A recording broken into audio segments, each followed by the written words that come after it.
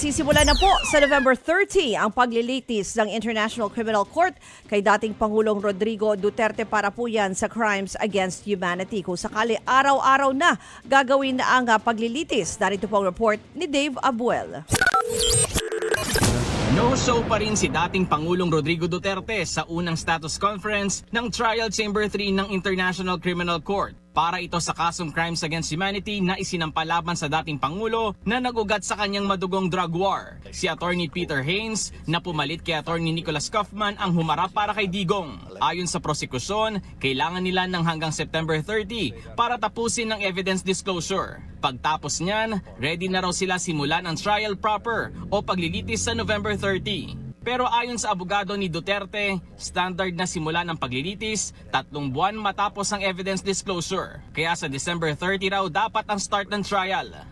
We will be ready for whenever you want it to start, but our anxiety is that that should not be a date which leaves us with perhaps 1 or 2 months after the end of prosecution disclosure.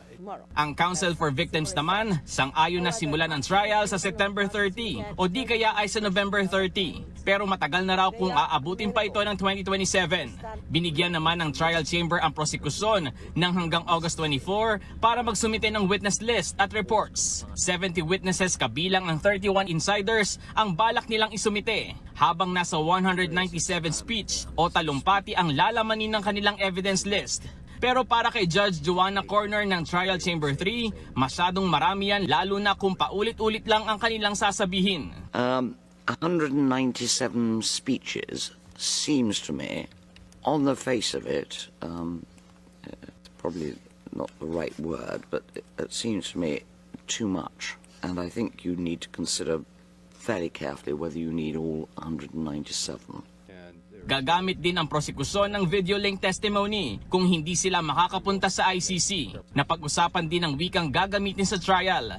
Ang prosekusyon, iminungkahing maipalabas ang paglilitis sa Tagalog para mas maunawaan. It would be much better for the population and the victims and people interested in this case if it could be broadcast in Tagalog. Some of the poorer community where many of the victims are from do not have a good command.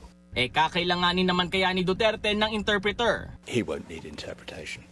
Sa ngayon, humiling din si Judge Corner na suriin ulit ng accredited experts ang fitness to stand trial ng dating Pangulo. Kasunod yan ng bago at separate request ng depensa nitong May 25 na isailalim ulit sa medical assessment si Duterte. The chamber is obliged to make a separate finding. I rather think we'll wait and see what the reports say before we make such a decision.